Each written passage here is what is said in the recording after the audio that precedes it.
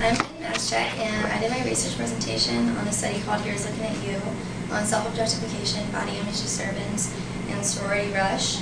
And this was done by Ashley Marie Rolnick, Renee England Maddox, and Stephen A. Miller in 2010. The problem is that body image disturbance with young women going through sorority rush, and they recognized this problem with the DePaul University Delta Zeta sorority incident in 2007. And what happened was this sorority actually asked 23 of their members to leave because they were overweight or considered unattractive. And this can lead to things such as self-objectification, which for the purpose of this study is defined as a trait-like concept which involves habitually monitoring the appearance of one's body. Looking at other literature, this is an applied test of Fredrickson and Roberts' 1997 objectification theory. And their theory states that frequent objectifying experiences will lead to self-objectification, and also negative feelings about the body, low self-esteem, body shame, dissatisfaction, and eating disorders. But this will be the first experiment to go beyond lab-based manipulations and look at this in a real-life context. For this experiment, the independent variable was going through rush, and the dependent was self-objectification. For the theory, they said how joining a sorority and rush impacted young women in self-objectification, body shame, and eating disorder behavior. The first hypothesis was that rushing women will show greater signs of self-objectification, body shame, and eating disorder behavior. The second hypothesis is that new members will show an increase in these behaviors 1 month after joining a sorority. The third is that the women going through rush with higher BMI or body mass indexes will be more likely to drop out or not join a sorority at all. And the fourth hypothesis is that with all participants, self-objectification will be associated with eating disorder behavior and body shame. So for this study, they used 127 freshman women who were undergrads from a mid-sized private Midwestern university. They were aged 17 to 20 years old. They used Caucasian, East Asian, Hispanic, and African American women. And they broke them up into two groups. The rush participation group were women who participated in all rush activities and joined a sorority. And the non-rush group were women who participated in no rush activities at all. They then were sent a pre-screening survey through email where they had to indicate their height, weight, and if they were going to rush. And they were emailed 4 other surveys at different times, 5 days before rush, 4 days into rush, 7 days into rush, which was bid day when they could choose to join a sorority or not, and 1 month after rush had ended.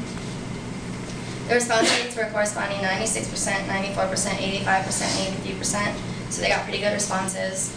And they were entered into a raffle for a gift certificate at the end, and after each survey, the women all got $10.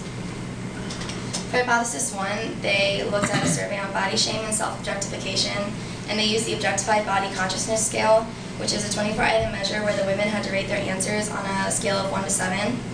This was supported. The women who rushed did score higher on the surveys than the non-rush participants, although this did not show increased levels of body shame. For the second hypothesis, they used the body shame surveillance skills test. Higher scores in this test would show that a woman believes she is not fulfilling the societal expectations on her physical appearance. This was also supported. It showed that there was an increase after 1 month, and also that joining a sorority increased the variable of body shame that these women already possessed.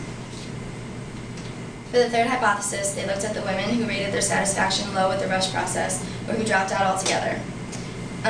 This was also supported. The women who dropped did show significantly higher BMIs than those who completed, and this was also negatively correlated with their satisfaction overall with the rush process. And for the fourth hypothesis, they used the eating attitudes test and the bulimia and food preoccupation subscales. And this is a 26-item assessment of eating disorder behavior. This was supported. It showed that self-objectification predicted eating disorder behavior, and there was a direct link to an increase of both of these over time. So in conclusion, the findings did support their theory that rushing did impact women in self-objectification, body shame, and eating disorder behavior.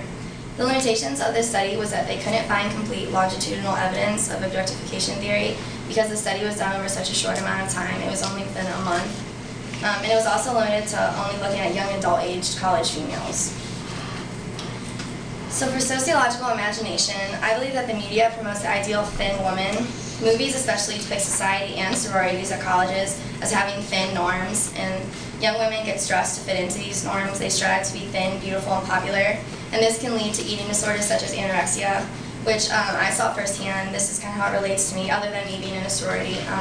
My friend in high school, freshman year, started developing an eating disorder, and nobody really caught on until it was too late, and she was actually hospitalized for anorexia and had to go through treatment, and she's recovering now, and it's dormant, she's okay, but it'll be something she struggles with her whole life. And so I believe that society is definitely the larger force at hand there.